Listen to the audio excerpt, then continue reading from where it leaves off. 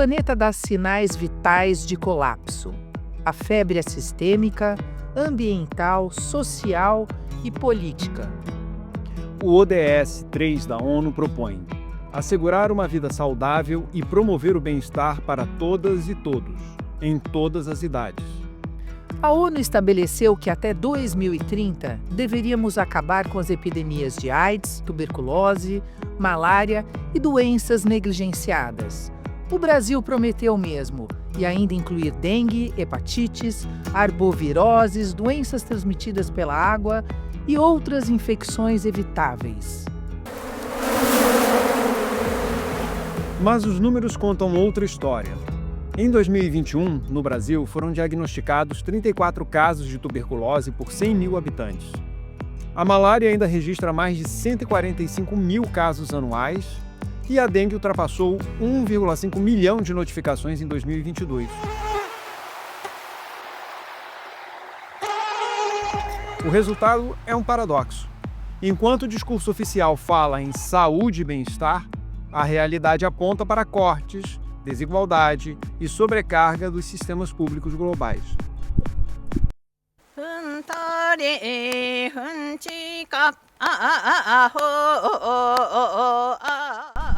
A saúde virou uma métrica de gestão, não um direito. E o planeta, um paciente em observação, com sintomas cada vez mais graves. A degradação ambiental e o colapso sanitário são, na verdade, o mesmo fenômeno, visto de ângulos diferentes. O termo antropoceno é o exame clínico da civilização. E os sintomas são claros: desigualdades, exaustão e indiferença. A febre da Terra é o reflexo de um metabolismo social desregulado.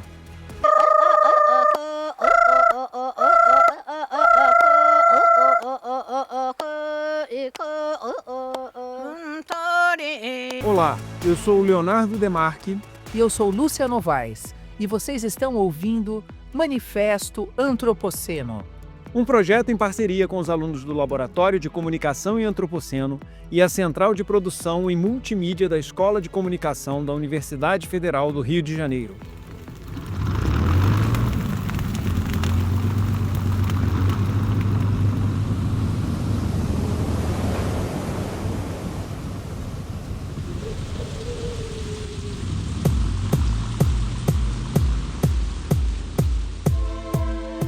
Em setembro de 2015, 193 países reunidos na Assembleia Geral das Nações Unidas aprovaram o documento Transformando o Nosso Mundo, a Agenda 2030 para o Desenvolvimento Sustentável.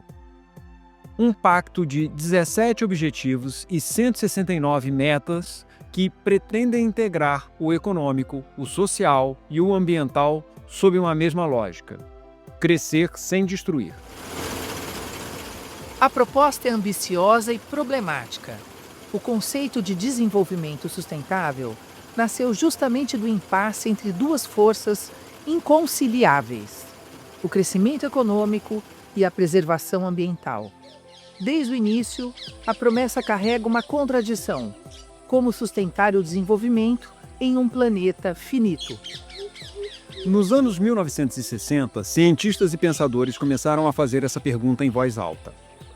Carlos Nobre lembra que foi nesse período que a problemática ambiental ganhou centralidade, quando o uso desenfreado dos recursos naturais começou a ser percebido como uma ameaça civilizatória e não mais como um sinal de progresso.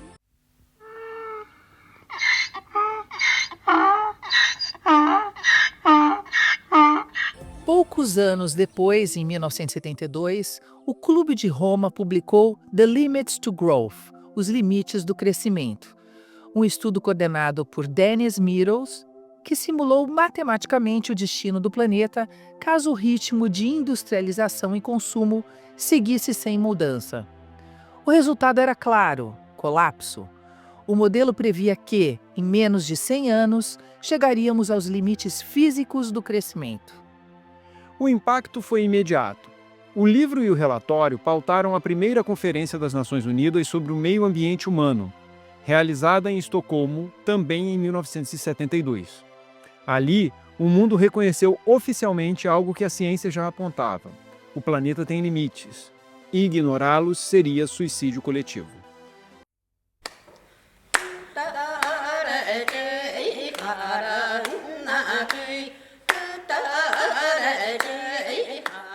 Mas a reação política foi ambígua. Enquanto a ONU criava o Programa das Nações Unidas para o Meio Ambiente, o PNUMA, os governos do Norte global temiam que o debate ecológico servisse como freio ao crescimento econômico, especialmente dos países em desenvolvimento. Como lembra o historiador José Pádua, esse período foi decisivo. A ideia de natureza deixou de ser paisagem e tornou-se política. A crise ecológica revelou a crise do próprio modelo civilizatório. A pandemia de Covid-19 mostrou que sem prevenção e sem vigilância, nenhum sistema de saúde é resiliente. O colapso foi global e revelou que a saúde é interdependente do clima, da economia e da política. E é justamente por isso que incluir a saúde na agenda das COPs é vital.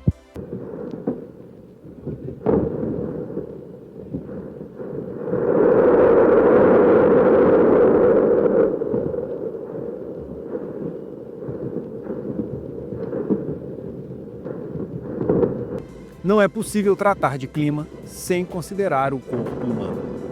As Nações Unidas e a Organização Mundial da Saúde vêm defendendo a criação de planos de adaptação do setor, preparando sistemas hospitalares para eventos extremos, integrando políticas de prevenção e garantindo financiamento internacional para fortalecer infraestruturas resilientes. Entre todos os acordos multilaterais de investimento, a saúde ainda é uma das áreas menos financiadas, mas é, paradoxalmente, a mais afetada pelas crises ambientais. Incluir a saúde na agenda climática é, portanto, uma questão de sobrevivência coletiva. Vocês estão ouvindo Manifesto Antropoceno. Um projeto em colaboração com os alunos do curso e laboratório de Comunicação e Antropoceno e a Central de Produção Multimídia da Escola de Comunicação da Universidade Federal do Rio de Janeiro.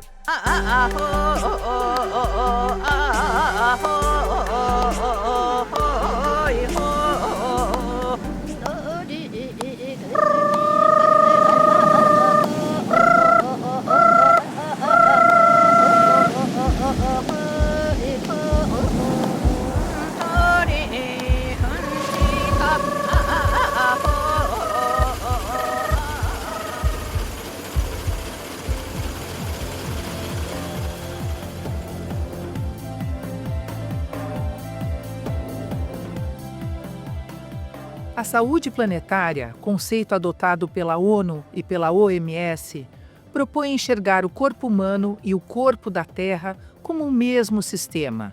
Quando o clima muda, o metabolismo global muda com ele. A pergunta que ecoa desde Estocolmo é a mesma. É possível crescer sem adoecer o planeta? Carlos Nobre lembra que o desenvolvimento sustentável nunca foi apenas um conceito ambiental. É, antes de tudo, uma tentativa de conciliar o inconciliável, o modelo capitalista de crescimento infinito e os limites biofísicos da Terra. Essa contradição está na base do ODS 3, saúde e bem-estar. Como falar em saúde num sistema que transforma florestas em commodities, corpos em mercado e epidemias em oportunidades de lucro? O filósofo e cientista social Marcos Nobre chama isso de institucionalização da sustentabilidade. Um processo em que o discurso ambiental é absorvido pelas mesmas instituições que produzem a crise. O conceito de desenvolvimento sustentável realizou a façanha de reunir sob si visões antagônicas. Os que acreditam no poder infinito da técnica e os que alertam para o risco de catástrofe. As iniquidades em saúde, como define a Fundação Oswaldo Cruz, são diferenças injustas que nascem da desigualdade de poder e oportunidades. O pensamento sanitarista brasileiro sempre lembrou que saúde não é só ausência de doença. Como lembra Drauzio Varela, falta compromisso. Falta levar a saúde a sério. O ODS 3 fala em garantir saúde e bem-estar para todos.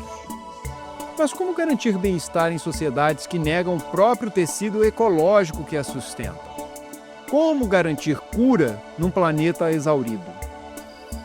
José Pádua diz que a história ambiental precisa abandonar o dualismo entre natureza e cultura. Os seres humanos não flutuam acima da Terra. Respiram, comem, dependem da energia e da matéria que a mantém viva. A doença ambiental é, no fundo, uma doença de percepção. Quando desmatamos, queimamos ou poluímos, não estamos destruindo o meio ambiente. Estamos alterando o próprio corpo coletivo da humanidade. O crescimento infinito num planeta finito gera um colapso inevitável. Não há remédio tecnológico para o colapso civilizatório, porque o problema não é falta de vacina, é o capitaloceno.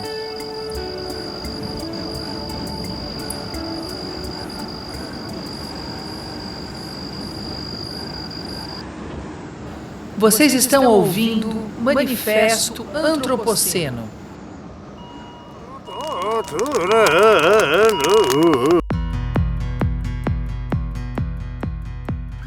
Disse Sérgio Arouca: a saúde é um projeto coletivo, resultado da solidariedade e da capacidade de uma sociedade cuidar de si mesma. O desafio está no subfinanciamento crônico da saúde pública, nas políticas de austeridade que limitam investimentos e na desigualdade social que define quem vive e quem adoece.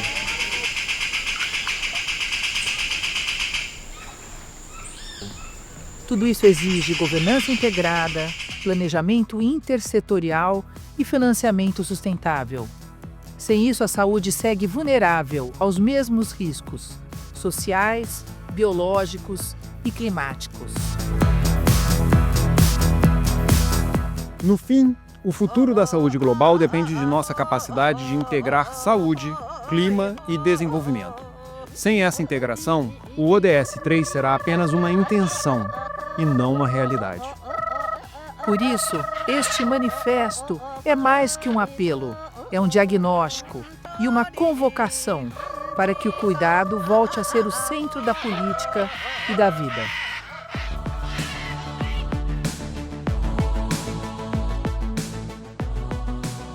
Manifesto Antropoceno é um chamado à lucidez.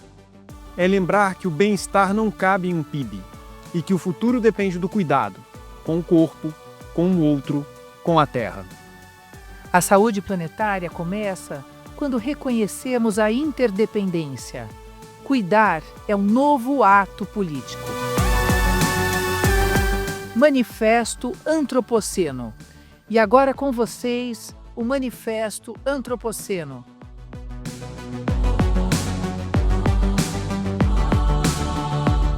Oiê, meu nome é Luísa Paiva, eu tenho 18 anos e eu sou estudante de Publicidade e Propaganda na UFRJ. Bom, eu nasci em São Paulo, mas eu vivi 6 anos em Belém do Pará e foi nesse contato direto com a Amazônia que a minha relação com a natureza ganhou outro significado. Desde pequena, eu sempre fui muito questionadora e cheia de pensamentos, de perguntas e de angústia sobre o futuro. Enquanto isso, uma geração inteira cresce com o peso do colapso nas costas. Chamam isso de ecoansiedade. E ela é real. Respirar é um ato político, e hoje até isso se tornou difícil. Por isso eu convoco quem sente, quem pensa, quem se importa, convoco a minha geração, que já nasceu em alerta, a transformar essa dor em movimento. Porque eu não quero um futuro que me adoece antes mesmo de chegar. Eu quero um mundo onde a gente possa respirar com ar limpo e alma leve, que viver não doa, que a esperança não seja um esforço solitário.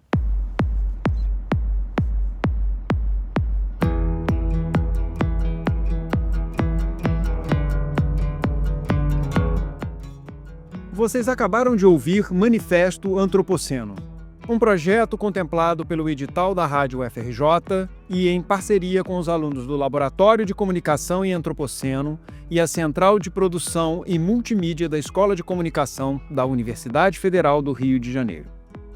Lembrando que os manifestos antropoceno apresentados nestes episódios estão disponíveis para compartilhamento e são uma entrega deste projeto para todos nós, terranos, não humanos, habitantes da biosfera.